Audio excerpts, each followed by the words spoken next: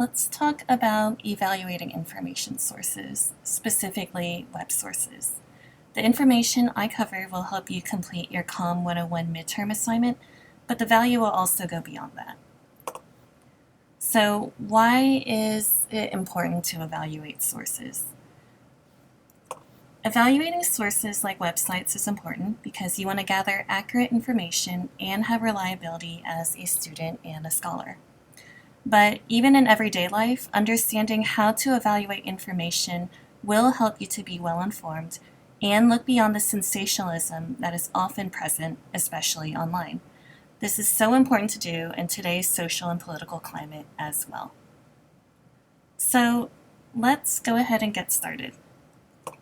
One way that you decide if you should use a website as a source is to take a few minutes to evaluate it for CRAAP, a very easy to remember acronym that stands for Currency, Relevance, Authority, Accuracy, and Purpose. Currency has to do with the timeliness of the information, meaning the creation date of the website. You're trying to see when the information was published or posted. This information is usually found at the very top or the very bottom of the page. Sometimes the website will also show you a date that tells you when the information has been revised or updated. So the topic that you are researching is going to determine whether you want more up-to-date and current information or whether using older sources is fine. Ask yourself, do I need more current information than what is being presented on this website? Sometimes you do, and sometimes you don't. So let's go to an example. I have this website pulled up. My topic is modern and contemporary art in Iran. And so I found this page from the Met Museum. If I scroll down, I do see a date right here. I have October 2004. So for my topic, I do feel pretty comfortable using an article from 2004. But if you have an article that is a bit older that you do want to use and you're not sure about, go ahead and put your topic into a search engine and see if there is any newer or fresher information. If not, it may just be that the topic doesn't change frequently. So I did search for my topic in Google, and I did find another website of information related to it. And you can see right here that this date is from May 15, 2019. So I would read through this and see if it adds to or changes any of the content from my 2013 article. It may or it may not. When you do research on a topic, you want to use more than one resource anyways in order to be more complete and accurate. So I could end up using content from both of these websites. Relevance refers to the importance of the information for your needs. Take a look at the information on the website and ask yourself, is the information related enough to my topic? If I have a research question, is it answered? Is the tone appropriate for your project? So when you're reading through, does the website sound academic? Is it more casual? Is it okay for you to use either of these for your project? You also want to take a look at who the audience that the information is written for, and does it suit your purposes? So is the information at an appropriate level? For example, you wouldn't want to use a website geared towards elementary school age children for your college assignment. Authority means taking a look at the source of the information. Is the information coming from a credible person or a credible group? So first off, does the website list an author? If yes, is there more information on the website about the author where you can learn more about their background and credentials? So if you do have a name that's listed, you can also try to look them up online and see if you can find information about them that indicates that they are an expert on the topic or at least a credible source to use. Look for things like the author's occupation, their years of experience, their job position, or their education. With what organization or institution are they with? Is the author qualified to write on the topic, and why? So let's go back to our example. And I can see that for this particular article, I do have 2 authors listed right here. I can also see some of their credentials listed underneath them. I would still want to look them up though and see if I can dig up any more information about them that makes me feel comfortable with using their writing. So let's just take a look at the first author right here. And so I went ahead and Googled her, and these are the results that popped up first. I clicked on the first result, which was actually also from the Met Museum, which is where this information is from. And I can see it's her profile page on their website. So I can see that her position is that she's an associate curator in the Department of Islamic Art at the museum. And I can also see some of her other writings from their website. One of the other results that I clicked on was from the University of Chicago, and it's another profile page on her, which lists her education and her current position and a little bit more information about other things that she's edited and wrote. So University of Chicago seems like a credible source I could use to check out this author. So one last place that I also clicked on from the results set was LinkedIn. And so I can see her education as well as her professional experience listed here. Websites don't always provide author names though, so in these cases you'll want to investigate the group responsible for the website. So this is the other website I had pulled up as an example, and there actually is an author's name listed here, but let's say that they didn't list an author's name. What would I do then? So I'd want to learn more about the organization putting out the information. And so I would go to their About page, and I can also investigate their history, their mission and vision, and FAQs. I would definitely take a look at all of these pages to learn a little bit more about the organization and get a better feel. I would definitely also look them up online, so I would Google them and see what other sites and other sources are saying about this organization. You can also look at the domain name to provide clues about the group or entity providing the website. So domain name for this one is a .org. Other domain names are, let's take a look. So the Met Museum one is also a .org. Sometimes you have a .edu, like this one. There may also be .gov as well as .com, of course. Accuracy means trying to determine the reliability, truthfulness, and correctness of the information. Sometimes a website will provide evidence by having references or citations to their information. If you find a list of references for your resource, that is definitely a good sign. Since people can write anything they want and pretty easily publish it online, it is a good idea to check the information against other sources to make sure it's reliable. However, you are not always able to easily determine this.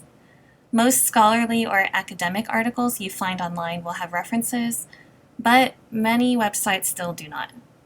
So, as an example, if we take a look at our first example here, and I kind of scroll through it, I do see that there are links throughout the article, but they're not really references or citations. There's just links to other things.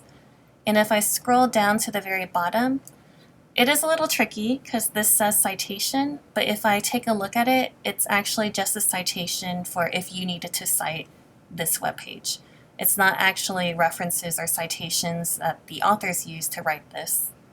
If I take a look at a different article that I had found when I researched my topic. So this one is from an academic journal, and I just wanted to show this one as an example because if I scroll down, I can see that if I take a look in the article, there are references listed at the bottom of the page that the author uses that you can take a look at for this one. So like I mentioned before, this is an article from an academic or scholarly journal, And so these ones will usually have references, but other times for a lot of other websites that you find, you may not be able to actually have references or citations to check out. If you don't have a list of references or citations that you can use, you can take a look at some other things to try to determine accuracy. So think back to where the information is coming from. When you looked into the author or organization responsible for it, did it seem credible? Also, did their tone seem unbiased? So with internet sources, it is important to know who is providing the information so that you can understand their point of view or bias. You don't want to use information that is one-sided or prejudiced. You want to use information that is based on facts and free from emotion. So I have something called the media bias chart pulled up, and it's put out by an organization called All Sides.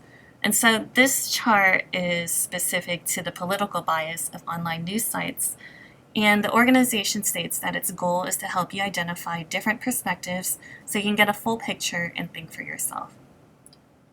So I just wanted to pull this up as an example of bias on websites, and this one is specific to news sites, but it's just kind of good to think about bias in general.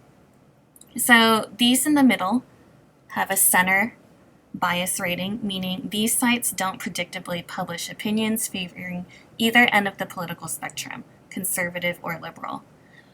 Over here, we can see more of our liberal-leaning sites, and over here, we can see more of our conservative-leaning sites.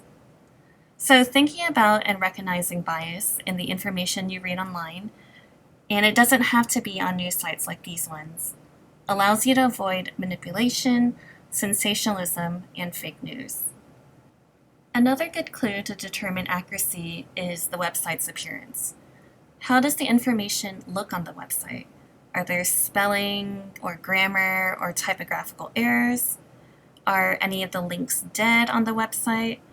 If the site looks poorly made, has misspellings, or, a bunch of security warnings pop up or something, it's usually best to steer clear. But, on the other hand, also keep in mind that just because a site may look good or look really slick, it doesn't mean that it's always reliable. Lastly, we have purpose, which has to do with considering the reason why the information exists. So ask yourself, why was this written? Is it to inform me, or teach me something, or sell, or entertain, or persuade? Does it suit what your purpose is? Also, think back about bias again. Is the information unbiased? So there were a few other things that I wanted to discuss in relation to evaluating websites. Let's talk a little bit about Wikipedia. So Wikipedia is not a reliable source because anyone can edit it at any time, and it is not safe to assume that the facts presented there have been checked before publishing them. That being said, it can be a good place from which you can start your research. How so? So you can get preliminary information on a topic from Wikipedia, and that can give you a better understanding of it. You can also find reliable sources from a Wikipedia article. Take a look at the notes, references, external links, and further reading sections on the page. So for example, I did find a Wikipedia entry for Iranian modern and contemporary art, and I could take a look at the references and the external links here at the bottom. So there may be a website here that I can use as a reliable source. Of course, not everything listed under these sections is automatically credible. You want to do your due diligence and assess them for CRAAP. If you need help with citing a website or any resource that you may use in the future, here are a few helpful resources. EasyBib is a citation generator tool that helps you create citations quickly and easily. You input information about what source you're trying to cite, and it'll automatically create a citation for you. Make sure to double check your citation against a style guide though, such as one from the Online Writing Lab, which is put out by Purdue University. They list a whole bunch of writing and citation resources, including a comprehensive and easy to understand MLA style guide, which I believe you will be using MLA for your assignment. There's also the Writing Resource Center. So you can make a virtual appointment with a knowledgeable peer tutor from the American Academy of Art to go over any citation or writing help you may need with your assignment. So you can use it for this assignment or any future assignment you can have in any of your classes. So appointments this semester are done completely online, and you can schedule an appointment through the website listed here. So a few library resources for you. The library has a very useful website that is specific to this COM 101 class. I definitely recommend taking a look at it because there's information that will help you with your midterm as well as your final later on. So if we pull up that site, you can see a whole bunch of helpful resources such as databases you can use, more information about citations, and search skills and fact-checking information that you can take a look at. There's also a evaluating websites page that has information from the presentation. There's also a art research resources page.